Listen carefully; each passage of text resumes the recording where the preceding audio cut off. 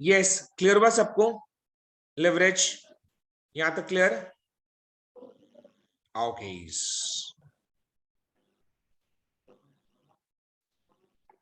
चलो देखो, अगर अपने बिजनेस करते हैं, सुनो, अगर अपने बिजनेस करते हैं तो बिजनेस बिजनेस करने के लिए क्या ये पॉसिबल है कि अपने सारे खर्चे को वेरिएबल कर लें?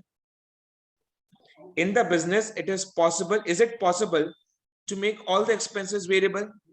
क्या सारा खर्चा का वेरिएबल होना संभव है? Absolutely no. There are certain expenses which are constant in nature and you have to incur that. There are certain expenses which are constant in nature and you have to incur that. Are you understanding what I'm trying to say? आज अपने business करते हैं तो business करने के लिए अपने सारे खर्चे को वेरिएबल नहीं कर सकते. कुछ खर्चा कांस्टेंट भी होता है, फिक्स्ड भी होता है, वो चेंज नहीं होगा. ठीक है? यानी बिजनेस करने के लिए the company has to incur certain fixed expenses, certain fixed cost, and fixed cost की वजह से रिस्क होता है. ठीक है? फिक्स्ड कॉस्ट की वजह से रिस्क होता है. तो ये रिस्क कैसे आया? अरे भैया बिजनेस करने चले थे तो बिजनेस करने के लिए तो कुछ खर्चा फिक्स्ड बेसिस में इनकर करना होता है. तो फिक्स्ड कॉस्ट की वजह से जो रिस्क पैदा हो रहा है ना, that is called business risk. That is called business risk. समझ में? तो फिक्स्ड कॉस्ट की वजह से जो रिस्क है that is called business risk. Second, ये इंटरेस्ट की वजह से जो रिस्क हुआ है, इंटरेस्ट की वजह से भी रिस्क हुआ है. इंटरेस्ट की वजह से रिस्क क्यों हुआ? बिकॉज आपने लोन लिया था, लोन से फाइनेंसिंग ली थी, लोन लेकर फाइनेंसिंग ली थी, राइट? एंड लोन पर आपको इंटरेस्ट देना पड़ रहा है. तो लोन की वजह से जो रिस्क है उसको अपने क्या बोलेंगे? Financial risk. बिकॉज आपने लोन लिया, उसमें आपको इंटरेस्ट पे करना पड़ रहा है. सो इंटरेस्ट की वजह से जो रिस्क अराइज हो रहा है उसको अपने क्या बोलेंगे? बोलो, financial risk. Getting my point? हाँ ना? तो दो टाइप का रिस्क क्या होता है? फटाफट चैट बॉक्स में लिख के दो. तो कौन सबसे पहले लिख कर दे रहा? दो टाइप का रिस्क, एक है बी से और एक है एफ से. Business and financial risk. Very good. Business and financial risk. Clear? Business risk को अपने ऑपरेटिंग रिस्क भी बोलते हैं. बिजनेस रिस्क को अपने ऑपरेटिंग रिस्क भी बोलते हैं. देखो एक ना कितना एक्सपेक्टेड था, सोचो कितना एक्सपेक्टेड, राइट? तो बिजनेस रिस्क को अपने ऑपरेटिंग रिस्क भी बोलते हैं, जो कि फिक्स कॉस्ट की वजह से होता है. तो इधर में जो अपने मेजर करेंगे वो क्या होगा? बोलो तो.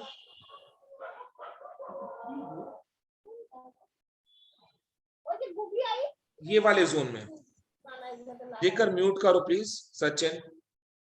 ये वाले जोन में कंट्रीब्यूशन से लेकर ईबीआईटी वाले जोन में. फिक्स कॉस्ट एक रिस्की चीज है ना, उसके लिए अपने क्या सोचते हैं? The company should earn sufficient amount of contribution to recover the fix cost so that EBIT is positive. Contribution भाई अच्छा खासा हो जाए ताकि हमारा फिक्स कॉस्ट रिकवर हो जाए एंड ईबीआईटी पॉजिटिव आए. ईबीआईटी पॉजिटिव आए. ठीक है? तो फिक्स कॉस्ट की जगह अपने क्या मेजर कर रहे हैं? अपने ऑपरेटिंग रिस्क को मेजर कर रहे हैं. किसी एक जन का माइक अनम्यूट किया हुआ, प्लीज म्यूट कर लो. चलो, तो ऑपरेटिंग रिस्क क्या होगा देखना. Operating leverage is equal to contribution divided by EBIT. इसको लिख लो, operating leverage is equal to contribution divided by EBIT. Operating leverage is equal to contribution divided by EBIT. समझ में आया? कंट्रीब्यूशन और ईबीआईटी के बीच में क्या है? Fix cost. समझ में आया? और इधर में अपने क्या मेजर कर रहे हैं? Financial risk. तो फाइनेंशियल लेवरेज क्या होगा? बोलो, कौन बताएगा? जो समझ गया वो बता देगा। फाइनेंशियल रिस्क किसके वजह से हो रहा है? इंटरेस्ट की वजह से। इंटरेस्ट को लेकर क्या टेंशन है कि भैया उतना ईबीआईटी तो कमा ले ताकि इंटरेस्ट का एक्सपेंस निकल जाए और निकलने के बाद मेरा पीबीटी पॉजिटिव आए। Yes, very good Swastik, Yachna, who else? क्या फॉर्मूला का? धनेश, सोचो सोचो, I want answers from all of you. Financial leverage का फॉर्मूला क्या होगा? EBIT by profit before tax ही होगा ना सर? हाँ, आपका आंसर करेक्ट है, बोलो बाकी सब जन। It is EBIT divided by profit before tax. It is EBIT divided by profit before tax.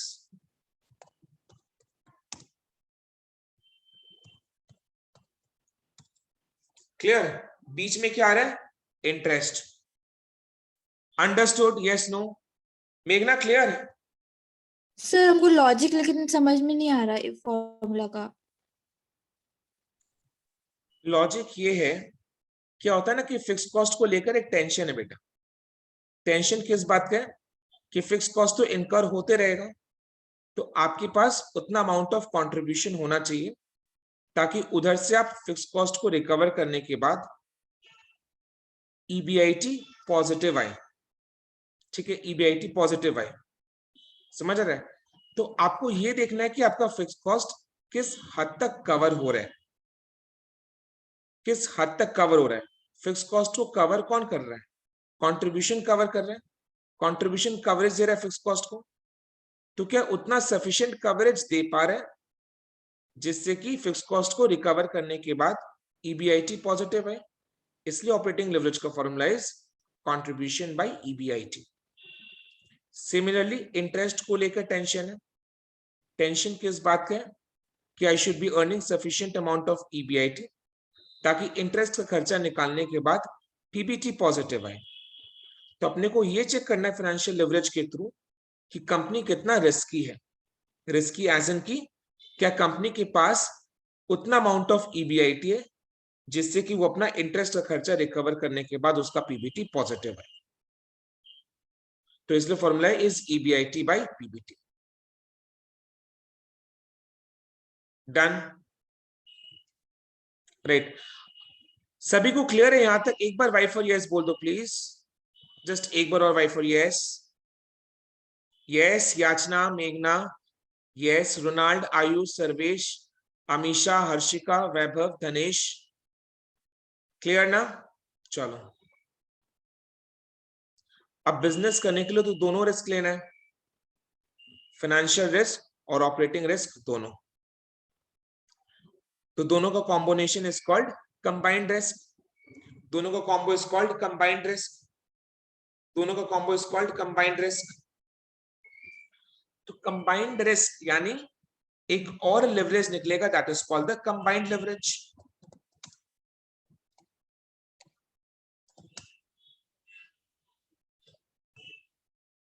Combined leverage में अपने क्या करेंगे? दोनों लेवरेज को मल्टीप्लाई कर देंगे, दोनों को कंबाइन कर देंगे, that is operating leverage into financial leverage. समझ में आ रहा? Operating leverage into financial leverage. Operating leverage का फॉर्मूला क्या था? Contribution by EBIT. Financial leverage का फॉर्मूला क्या था? EBIT by PBT. Right, EBIT EBIT cancel हो गया, बचा क्या? Contribution by PBT. So combined leverage का formula is contribution by PBT. Done? Yes, no? चलो,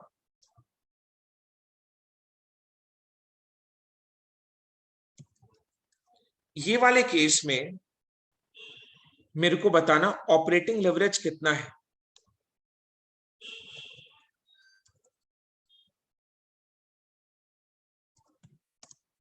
operating leverage is equal to contribution by EBIT. So what is it? 40,000 divided by 1.6 25,000 कितना आ रहा है? 1.6 1.6 times 1.6 times इसको अपने टाइम्स में लिखते हैं। अब ना इसका इंटरप्रिटेशन में और सिखाऊंगा और डिटेल में समझाऊंगा, चिंता मत करो। अभी यहां तक समझ में आया? 1.6 टाइम्स।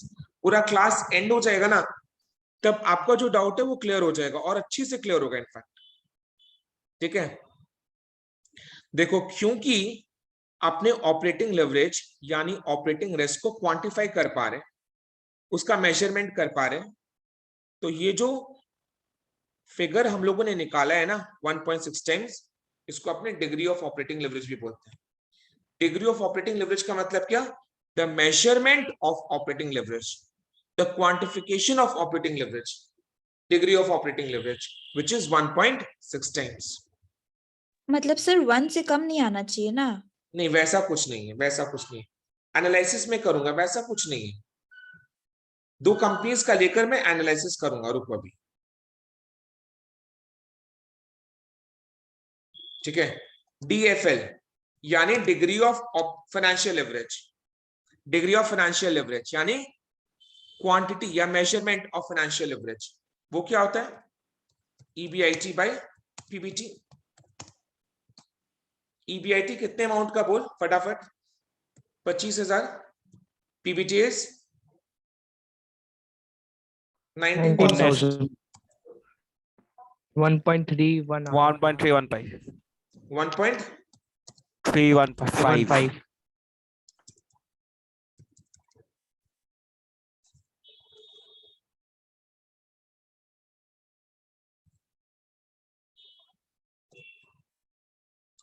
कंबाइंड लेवरेज क्या होगा?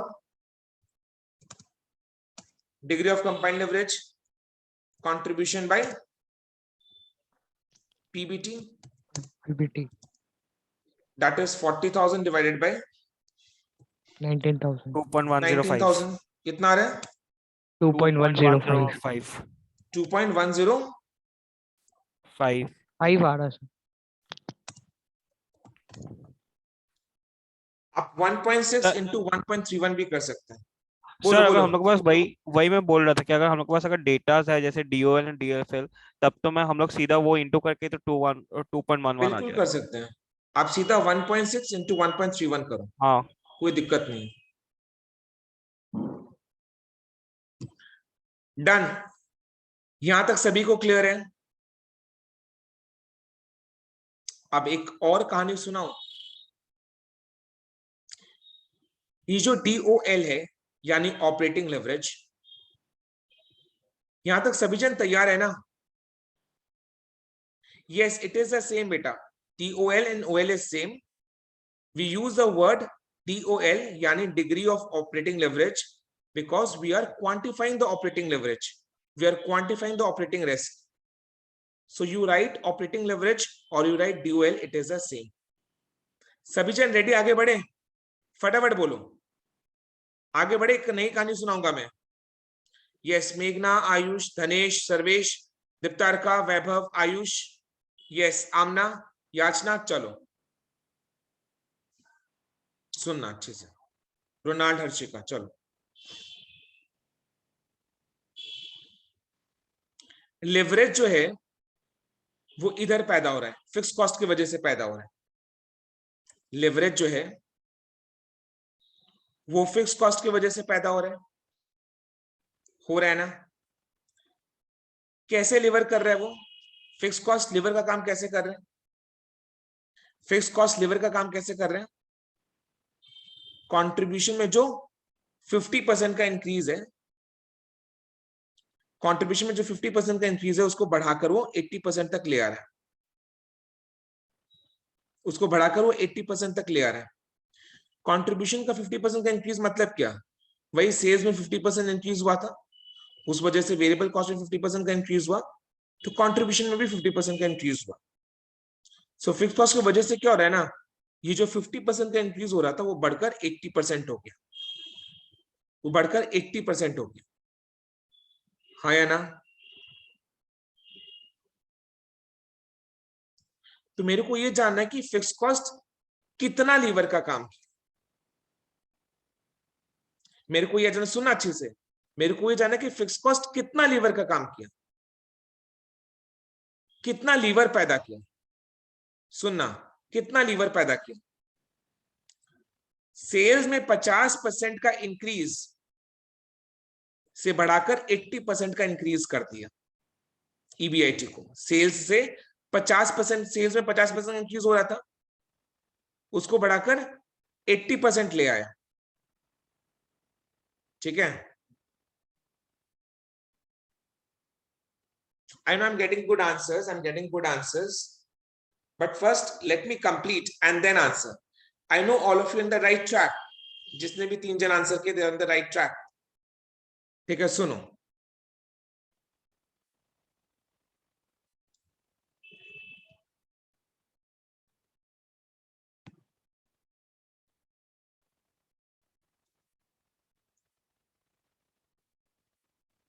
अगर मैं आपसे पूछूं, सुनना अच्छे से, केस स्टडी है पूरा,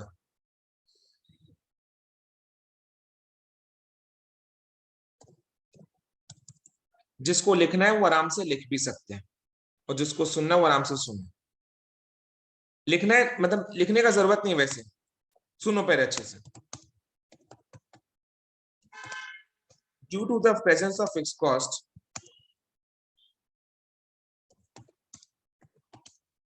due to the presence of fixed cost when the sales मतलब वही वेरिएबल कॉस्ट कंट्रीब्यूशन सारा ही, कुछ तो 50% से इंक्रीज हुआ ना। आज सेल्स 50% से इंक्रीज हुआ, तभी तो जाकर कंट्रीब्यूशन भी 50% से इंक्रीज हुआ, तो अपने सेल्स ही पकड़ रहे हैं। So when the sales increased by 50% due to the presence of fixed cost, when the sales increased by 50%,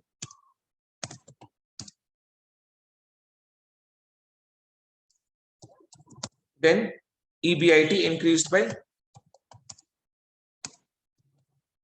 80%। ठीक है, मेरा क्वेश्चन ये है, अगर जब सेल्स फिक्स कॉस्ट के वजह से सेल्स में जब 50% का इंक्रीज हुआ था, तो EBIT छलांग मारकर 80% इंक्रीज हुआ।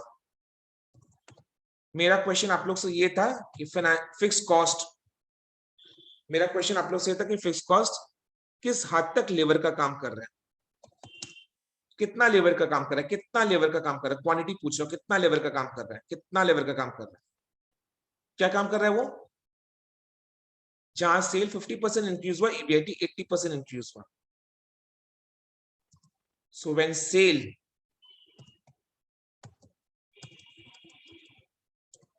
increases by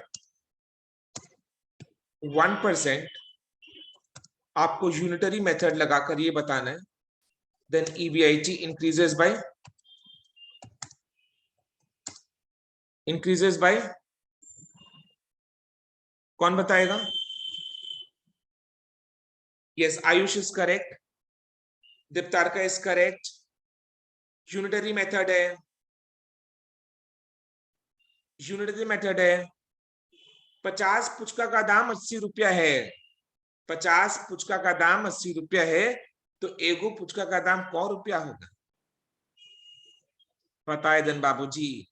सर आप भी क्या मजाक करो, जमाना चला गया है। ठीक है, जमाना चला गया है जब 50 रुपए में 80 पुचका गपागप खा लिया करते थे। ठीक है, yes, Ronaldo is correct, Yachna is correct, Vaibhav Khandelwal is correct, मेघना is also correct. Very good बेटा, वेरी गुड बेटा। और बोलो, 80/50 ना, which is equal to what, 1.6, and it is nothing but my operating leverage। ये तो रहा 1.6, समझ में आया ना, क्लियर। इधर में आपने डिग्री ऑफ ऑपरेटिंग लेवरेज कैसे निकाला, 80/50, what is 80, percentage change in EBIT, What is 50% change in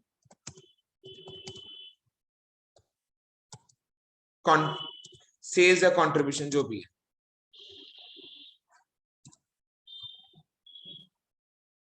हाँ ना, ये वाला फॉर्मूला आपको लिखना पड़ेगा, ये वाला फॉर्मूला आपको लिखना पड़ेगा।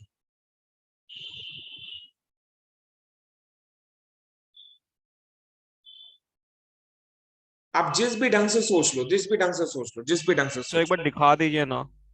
मैं दिखा रहा हूं।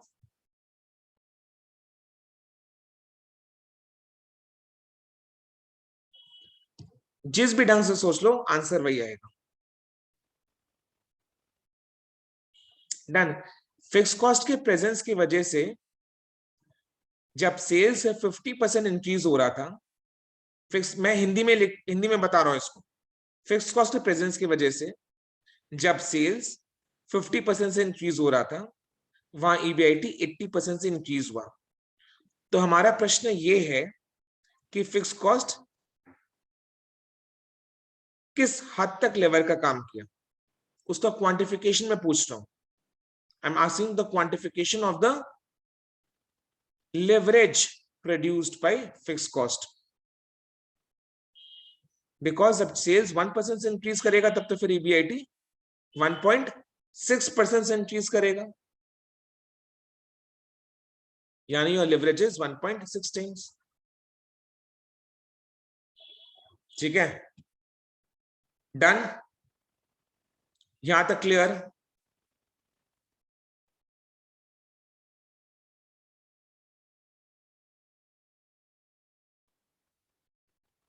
आगे बढ़ रहा हूं मैं, बढ़ू ना आगे? हाँ, ठीक है, रेडी है तो? Ready? Yes no, yes no, yes no, फटाफट हाँ ना, यस। इंटरेस्ट की वजह से इधर लेवरेज पैदा हो रहा है, 80% का रिटर्न 105% बन जा रहा है, 80% का इंक्रीज 105% इंक्रीज बन जा रहा है इंटरेस्ट की वजह से।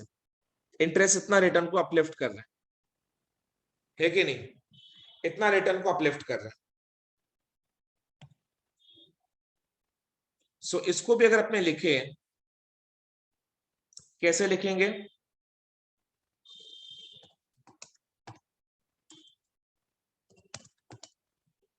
ये जनरली कोई नहीं लिखाता है, they just make you write the formula.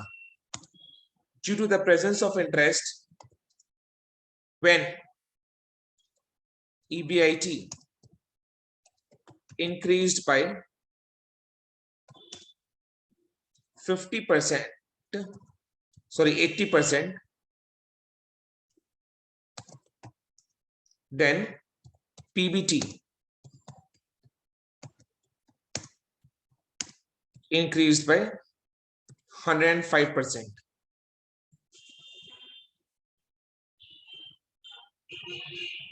तो आप मेरे को ये बताओ, when EBIT increases by 1%, आमना थोड़ा सा बेटर लग रहा है क्या?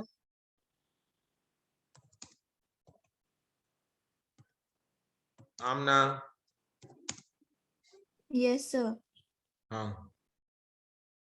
105/80 which is equal to कितना? बोलो, which is equal to कितना?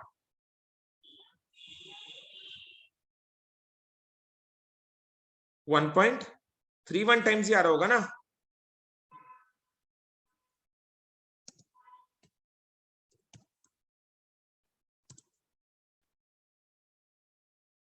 वन 1.31 कैसे आया?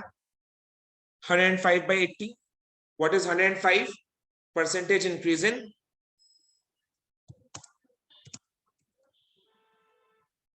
105 क्या? Percentage change in PBT. देखो पीबीटी में अगर 105% का चेंज होगा तो पैट में भी 105% का चेंज होगा, पैट में भी 105% का चेंज होगा, यस और नो? बिकॉज टैक्स क्या होता है, it is a percentage of PBT. So अगर पीबीटी में 105% का चेंज हुआ है, पैट में भी 105% का चेंज होगा, ईपीएस में भी 105% का चेंज होगा।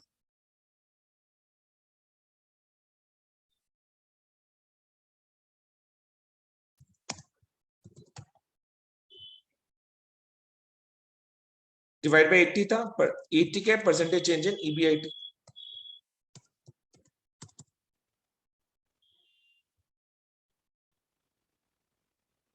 सर वो ऊपर में पीबीटी और पैट और ईपीएस है ना? हाँ, पीबीटी और पैट और ईपीएस, बिकॉज देखो ना, टैक्स जो होता है it is a percentage of PBT, right? So tax is the percentage of PBT. जैसे variable cost was the percentage of sales, so जितना से सेल्स इंक्रीज करता था उतना से वेरिएबल कॉस्ट, उतना से कंट्रीब्यूशन। तो जितना से पीबीटी इंक्रीज करेगा, टैक्स भी उतना से इंक्रीज करेगा एंड पैट भी उतना से इंक्रीज करेगा। और सपोज अगर कंपनी के पास प्रेफरेंस डिविडेंड नहीं है, तो ईपीएस भी उतना से इंक्रीज करेगा। सपोज अगर प्रेफरेंस डिविडेंड नहीं है, प्रेफरेंस डिविडेंड अगर होता तो उसका डिस्कशन अगले क्लास में होता, तब क्या होता? यहां तक क्लियर है? ऑब्वियस सा बात है, डीसीएल का फॉर्मूला खुद ही बना लो। डीसीएल का फॉर्मूला क्या होगा?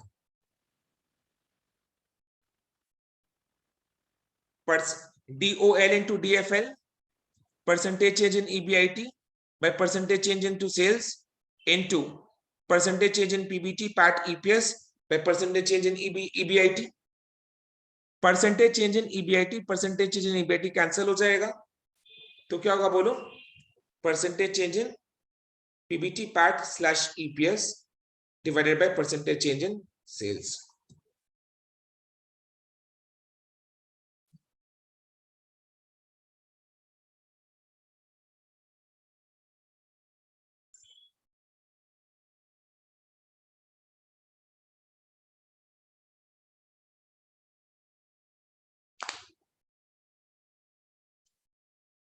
डन।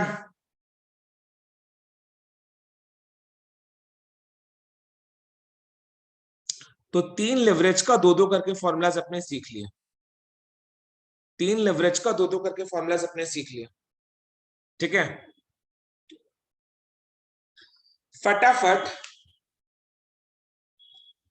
एकदम फास्टेस्ट फिंगर फर्स्ट है, ठीक है? फटाफट एकदम फास्ट, एक कॉपी सामने हो, कॉपी को देखकर आंसर करो, कोई दिक्कत का बात नहीं है, बट एकदम फिंगर्स ऑन योर कीबोर्ड, फटाफट।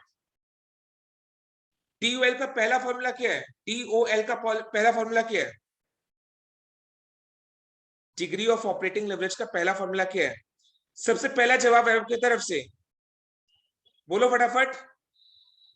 Yes Swastik, Ayush, yes yes Aklen, Sarvesh, मेघना, Ronald, Amisha, Dhanesh, yes it is contribution by EBIT, contribution by EBIT.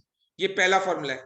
दूसरा फॉर्मूला परसेंटेज वाला, फटाफट एकदम फटाफट, परसेंटेज वाला, परसेंटेज वाला, DOL का परसेंटेज वाला, अमीशा, ऑपरेटिंग लेवरेज का परसेंटेज वाला फॉर्मूला बोलो। वेरी गुड मेघना, वैभव, वेरी गुड।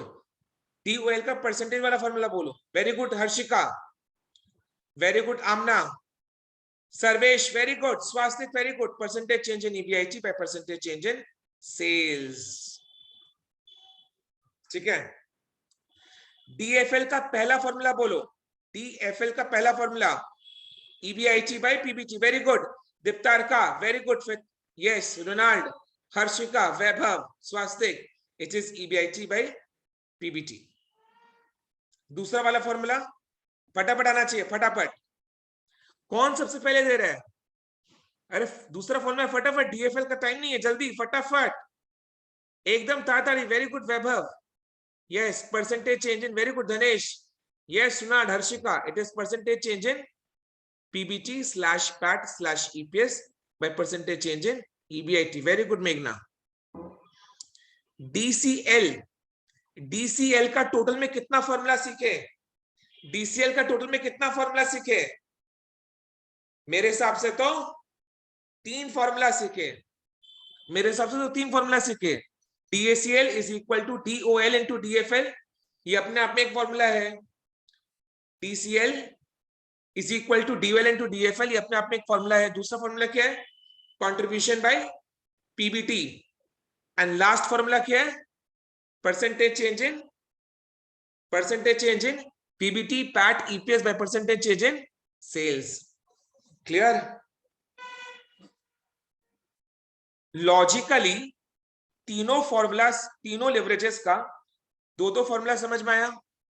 सारा कुछ कंसेप्चुअली समझा with the help of an example. एकदम प्रैक्टिकल पूरा प्रूफ दे दिया आप लोगों को फॉर्मूलास का. सोचो, खाली फॉर्मूलास बताया नहीं है, समझाया फॉर्मूलास के देखो ऐसा होता है और इसका रीजन ये है. लेवरेज क्या होता है सबसे पहले वो बताया. और फाइनेंशियल मैनेजमेंट में लेवरेज कर क्या रहा है? रिस्क को मेजर कर रहा है.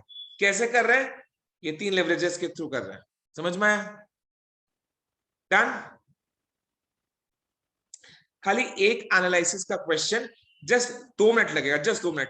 क्लास खत्म, जस्ट 2 मिनट. ठीक है, नेक्स्ट क्लास ये 3 लेवरेजेस का 2 करके फॉर्मूला रिवाइज करके आएंगे एंड खाली एग्जाम क्वेश्चंस करें. नेक्स्ट क्लास अपने खाली एग्जाम. हाँ मैं कर देता हूँ बेटा. कौन सा? ये वाला, नीचे वाला.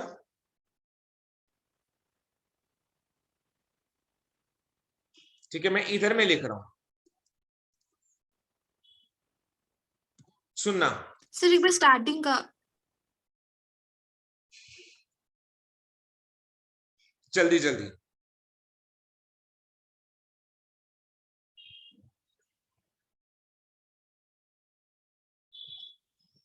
चलो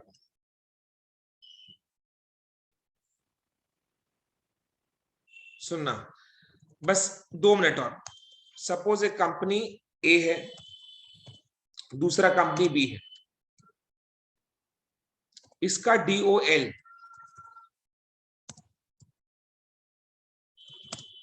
5 टाइम्स है, इसका DOL 8 टाइम्स है. टाइम्स आपको लिखना जरूरी है.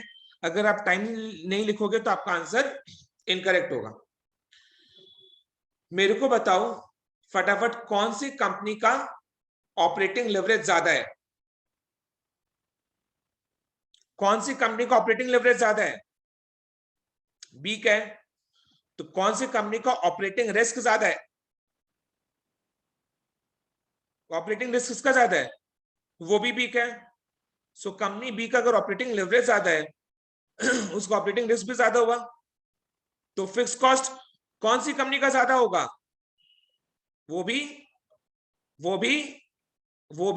बी का ही होगा. कैसे? वेरी गुड, सभी का आंसर करेक्ट है. DOL का फॉर्मूला क्या था? Contribution by EBIT.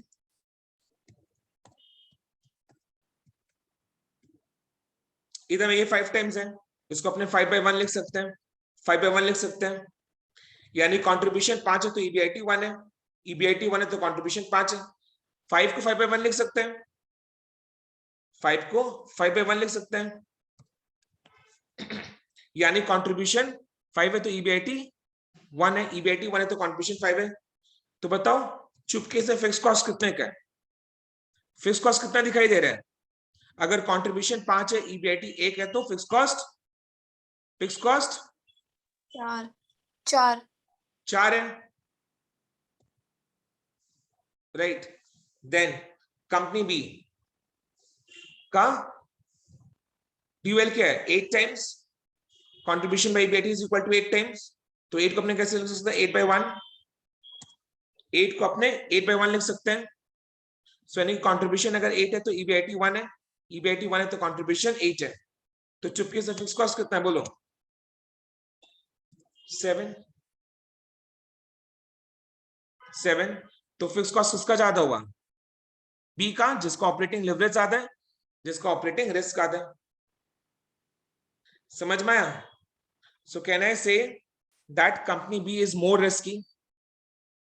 Company B is more risky. So अपने ऑपरेटिंग लेवरेज को देखकर समझ जाएंगे कि ये कंपनी रिस्की है, ये कंपनी रिस्की है, ठीक है, इसमें फिक्स कॉस्ट ज्यादा होगा।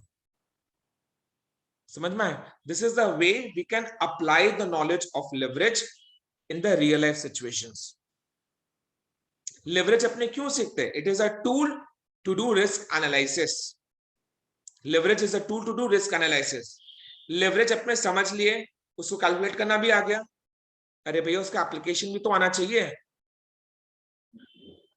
आपको फाइनेंशियल स्टेटमेंट दे दिया दो कंपनी का, लेवरेज दे दिया, लेवरेज को देखकर आप बता पाए कौन सा कंपनी रिस्की है।